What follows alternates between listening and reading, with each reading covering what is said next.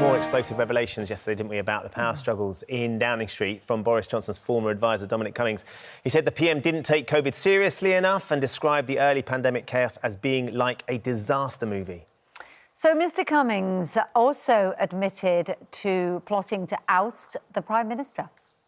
Well, joining us now is Home Office Minister Victoria Atkins. Certainly from our viewers, there's no love lost in terms of Dominic Cummings and their feelings of this interview and the disloyalty it showed and their arguments about the fact that it's self-motivated.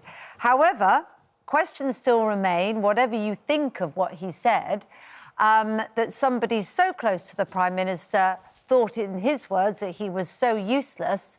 It does, at the very least, put into question Boris Johnson's decision and judgment to have him there in the first place. Well, good morning. And I think I'm with the public on this one. I think an awful lot has happened. We've all moved on since Mr Cummings left Number 10. We've been very much focused on the next stage of the pandemic, delivering on the roadmap, delivering vaccinations, and also things that really matter in the day-to-day lives of us all, things like the tackling violence against women and girls strategy that we're delivering today. So I saw the interview last night, but I think I'm focused on the work that we've got ahead of us, not looking in the rearview mirror. Unfortunately, it doesn't go away, though, does it? Because the people there, he doesn't go away. He's still making these accusations. He's talking about the way the government operates and its incompetence and how he wrestled with that. And he's talking about not just last March, as COVID came towards us, but now. And it makes people question now some of the incompetence of the government. Well, again, I mean, a lot has happened since he left, and I think we should be judged on our actions, actually. And as I say, all right, you're going to give me the same answer. So let me just say, what about the last 2 days? That's long since he's gone. The last few days, where we've had all sorts of confusion and concern about Pinggate. About the pinging of apps. So you have a business minister saying it's your own individual's judgment as whether you self-isolate when you ping, and you've got the Prime Minister saying that actually you must do as you're told and self-isolate. So there is a hugely confused message, a dangerous confused message, because it impacts on potentially health and the way people run their businesses as to what they do. So at the very least, that's bad messaging. And at worst, it's a total confusion about the system from the highest level. Well, look, since the start of the year, we've set out the roadmap that we're exiting these restrictions. We've done it in a very, very staged and cautious approach. I remember doing media rounds where some journalists were saying, can't you speed it up, hurry up, hurry up. But we've been very cautious in the way that we come out of some of these restrictions. We had a big stage, obviously, on Monday, and we're trying really to impress on people that although we're able to ease these restrictions, we're doing so very cautiously, and the pandemic is still with us. That doesn't answer the problem, though, does it? That doesn't answer the problem. If you get pinged, do you have to self-isolate, or, as the business minister said, or Scully, actually leave it to your own judgment? Well, no, we go further than that. We say, look, the guidance is you must please isolate. And the reason for that is that... What was the business minister talking about then?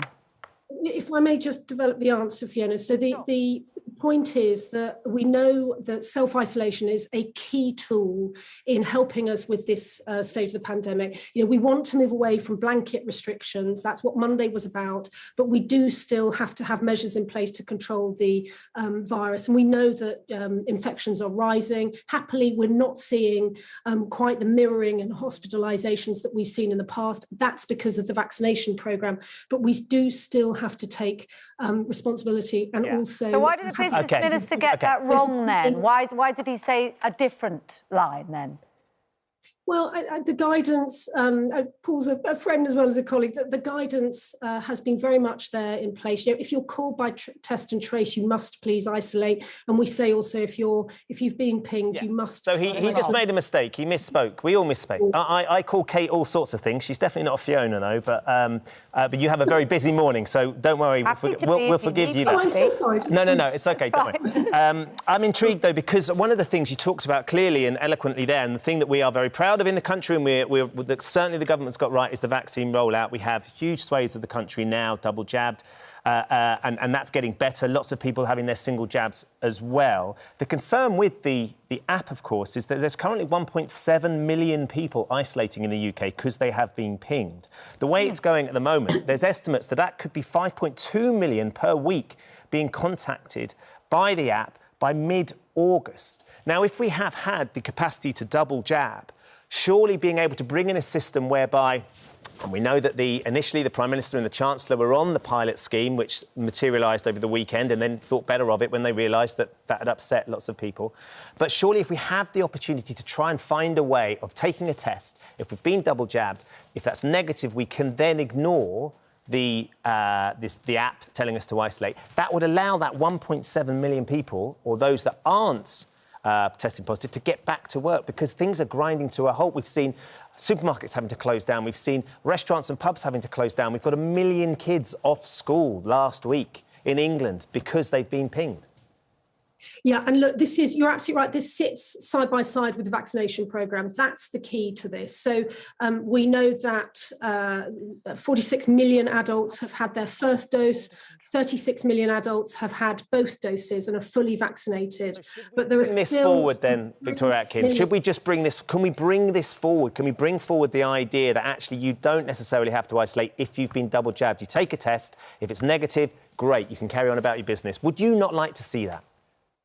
Well, look, we know that if you've been exposed, if you've been in close contact with someone who's tested positive, then you are 5 times more likely to develop COVID yourself. We know also that there are something like 3 million 18 to 30-year-olds who haven't had any vaccination at all at the moment. We need to get more jabs into more arms before we're able to take that next... You're ignoring my question. I'm sorry, you're ignoring my question. You're ignoring my question. We know that, and absolutely, if you do test positive or you have showing signs of COVID, then absolutely you should isolate. But for those that have been double jabbed, those that get pinged and then they take a test and the test is negative, they could take a test for a couple of days.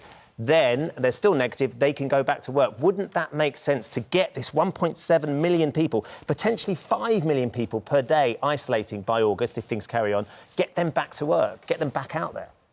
So this is where the double vax point comes in, because the more jabs we get into arms, then we can progress to that next stage, as you say, in mid-August, whereby double vaccinated people will not have to self-isolate. But we are concerned that there is still quite a high proportion of the population who haven't had a single jab. We need to get those jabs into their arms, and then we can move to the next stage. It's a very fine balancing act in terms of using vaccinations, but also using self-isolation to try to just manage the spread of the virus. Can I ask you to confirm something or deny something that's reported in The Guardian today, that ministers are encouraging border officials to no longer making checks, COVID checks, on arrival in England from green and amber country, basic checks, just to certify they've had things. And this change came into effect yesterday, according to Border Force officers. Yeah, no, I've looked into this morning. Passenger locator forms must be checked by the carriers as a matter of law, so and that system is... This document from the government is completely wrong.